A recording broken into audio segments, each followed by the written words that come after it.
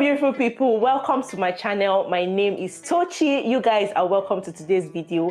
You see how I'm excited? This video, like, I'm so excited because now you can move to Canada as a tailor, as a baker. In fact, whatever skill that you have, just prepare yourself, pack your bags, because you're moving to Canada very soon. I have a special guest here who moved to Canada from Nigeria as a tailor with her family. In fact, she moved as a permanent resident, right? So today she's here to tell you guys everything you need to know so that if you're interested, you do the needful. I'm going to bring her in shortly and then we'll dive right into the video. Hello, special somebody. You're welcome to our channel today. Please introduce yourself to us and then let's just get started. Fantastic. Thank you so much, Tochi. I want to first of all commend the good work you're doing on your channel. I watch you all the way from Canada each time you post your videos, and I just want to say well done. My name is FunkeSuyi, and I'm a YouTuber based in Canada. And on my channel, I share with you a lot of immigration opportunities, some settlement opportunities for newcomers, and also some business opportunities in terms of side hustles, things that you can do just to, create that balance. So you want to rush over to my channel and just hit the subscribe button because there are lots of information that will actually help you move and also settle in Canada. Thank you very much for coming. Please tell us how you actually moved to Canada as a tailor. See, my ears are itching. I want to know because this is like, oh, wow. Please tell us. And for those who are interested, so they can start packing their bags and doing all they need to do to move. Okay. All right. So I'm going to first start with, how the journey of moving abroad started, because, there is no good news without actually talking about how you actually got started. So I'll say our immigration journey as a family started since 2017, and yes, we tried moving to Australia, we tried moving to Europe, and back then these two countries, they were not as open as it is right now. And even the few people that had the opportunity to move back in the day, they were not willing to share so much information like how Tochi shares how you can move to UK, or how I share how you can move to Canada. So it was very difficult. And at some point in time, we tried to hire an immigration consultant. Unfortunately, that particular consultant did not do justice to our moving to Australia. It was very difficult. And so I decided to take it upon myself that, you know what, let me start researching. Let me see the options that are actually available. So the first thing we tried was to, apply, send in an expression of interest through the Ontario Immigration Nomination Program. We were there for a year, honestly. We didn't get any, we were not picked. And then we started Sorry, when you say being there for a year, like being on the queue, as in being on the process, okay. You being in the pool for a year. And unfortunately for us that year, they only had a draw once. So we couldn't, for some reason, we were just hoping and hoping. And I think this is a lot of shoe that a lot of applicants find themselves in. So if you are in a shoe like this, please endeavor to also look at other options, look into other provinces. And that was exactly what I did. And one night I just got back from work and I was just on my bed, and immediately I saw a notification. Saskatchewan had included a new NOC code, which is for tailor, dressmakers, furriers, and milliners. It's just 4-in-1 knock code. So I was like, tailor, dressmaker, of course I can do this. And just to give you guys a little bit of a context, my mom had a lot of businesses, and one of her business while we were growing up was being a tailor. So she would sew overalls, factory wears for flour mills workers, for Dangote workers. And you know how it is when you use your staff to accomplish a task. Some of them will say they're not feeling fine, some of them will, and so that is where we, the kids, we come in. So we'll sit on the machine and we'll paddle and make sure we meet up with the deadline. And that was how that passion came about. And so as I grew older, I started, taking some courses. I started, sewing, and I started, making clothes online to sell. Sometime I will make and ship them abroad for sale, because you have a lot of people from the US, from Canada, that will want to sew some kind of attire, and they have to order it from Nigeria. So that was where I was just doing that as a side business. And I said, okay, this is an opportunity I can take advantage of.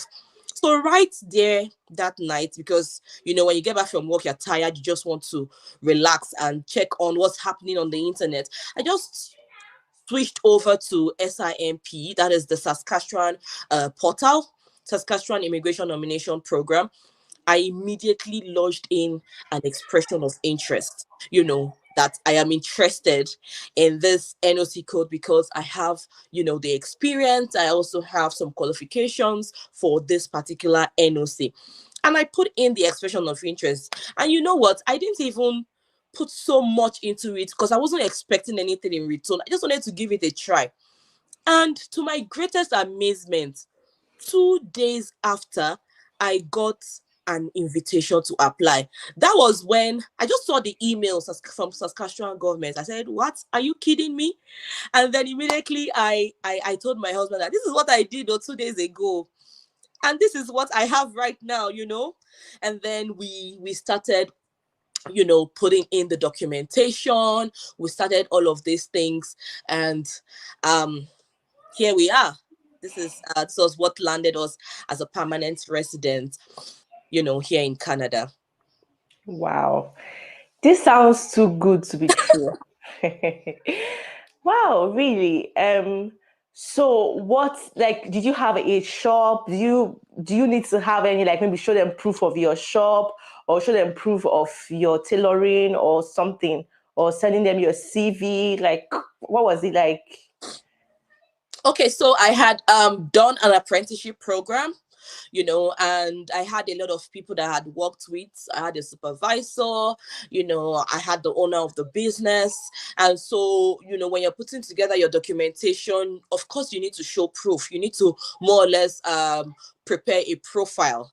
They call it a profile, where you send pictures of yourself sewing, for example, of clothes you have made, something that just shows your environment, that this is something that you are doing, and these are what you have done.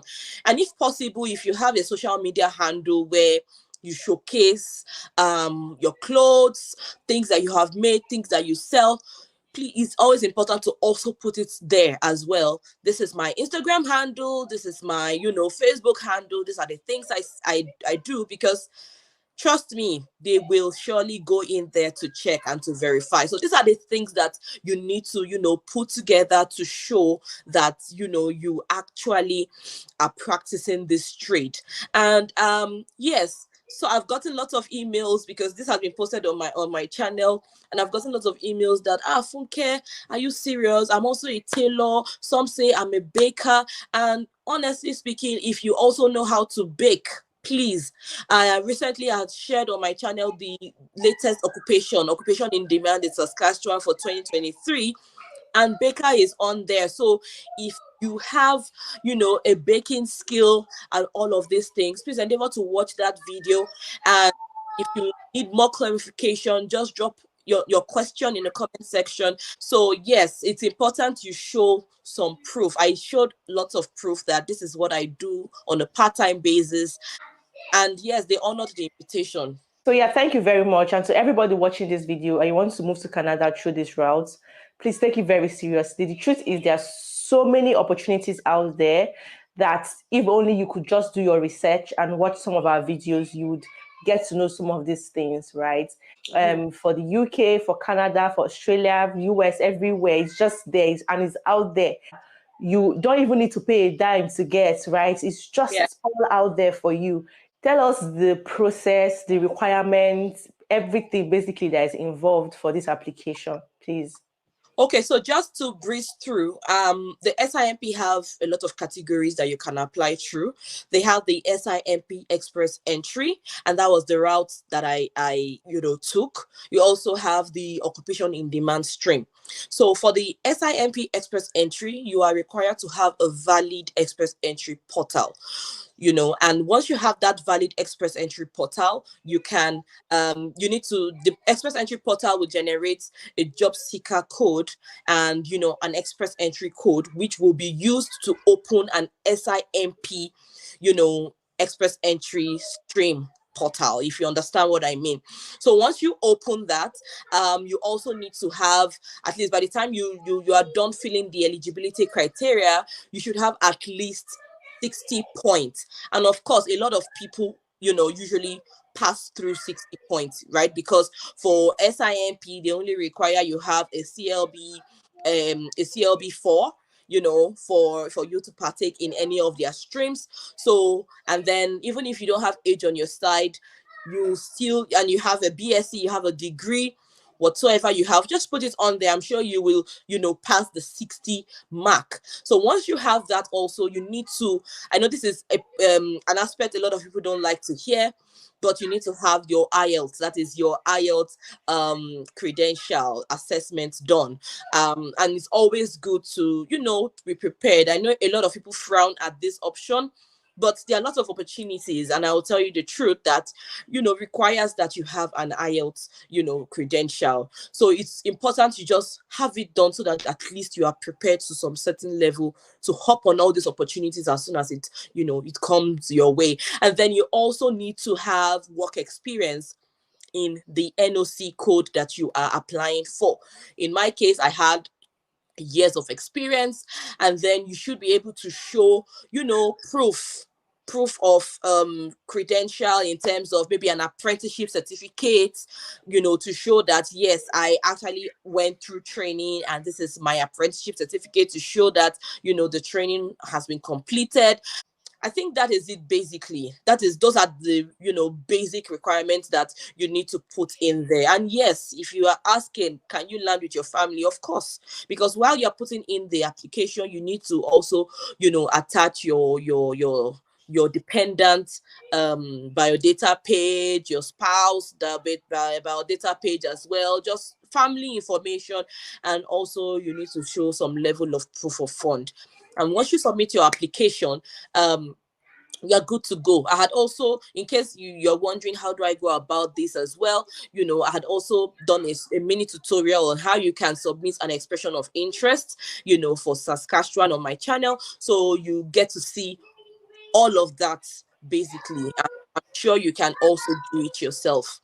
So, this application, did you do everything yourself, or did you employ the services of an agent to do it for you? No, I did it myself.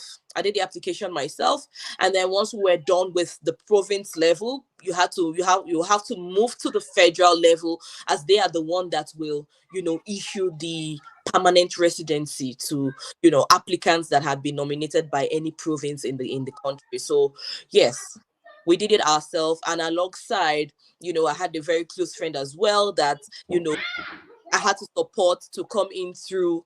I had to support with her application as well. She is a baker. She's a baker, and she came in through the baker NOC. So in case you are not a tailor, you can bake, or you have some other hand skills that you are very good at, and you have an apprenticeship certificate, this is an opportunity for you to take advantage of. And yes, you can land as a permanent residency. That is the most interesting part of this entire program. Wow. Wow. Thank you so much. Like, I'm so happy for this information, and I'm sure somebody out there has benefited from it already. And I'm also happy that you are willing to put people through the application. Thank you for your kind heart. We are grateful. Thank you. Thank you, Tochi. Do you have any final words for us or advice before we go? I think the final advice will be, number one, preparation is very, very key. You need to prepare, because there are lots of opportunities, and you don't want opportunities to pass you by. Once you are prepared, then you can take advantage of any opportunity. And secondly, you don't need to have a white collar job to be able to immigrate to another country. There are lots of labor shortages right now in Canada, in the US, and there are lots of trade opportunities. You see they're looking for truck drivers, they're looking for welders, they're looking for tailors, they're looking for bakers. So if you have any of all of this, handmade, skills, please and please, there is a pathway for you. And even peradventure you have a full-time job and you can still do any of all these skills I had mentioned. Of course, you can also apply, and you can apply that you also have this particular skill. You do it on a part-time basis, because over here there are people that work part-time, there are people that work full-time, there are people that work casual. So you can also take advantage of that opportunity as well, and come in, bring your family as a permanent resident to Canada. That's very correct. So guys, you've heard from the horse's mouth. Do your research, prepare yourself. This is what we always say. I've been saying it. I even posted a video on things you should do if you want to move abroad in 2023, because I said opportunities like this will keep coming up, and only those who are ready, only Yeah. those who are prepared would follow the moving train. So you Exactly. see, if an opportunity like this comes up and you're not ready, you'll be left out. So you see the importance of preparation. Thank you so much, Funke, for coming to share this with us. We Thank, appreciate you. Thank thank you guys for watching today's video. Please don't forget to visit her channel and show her support. And I'll see you guys in my next one. Bye-bye.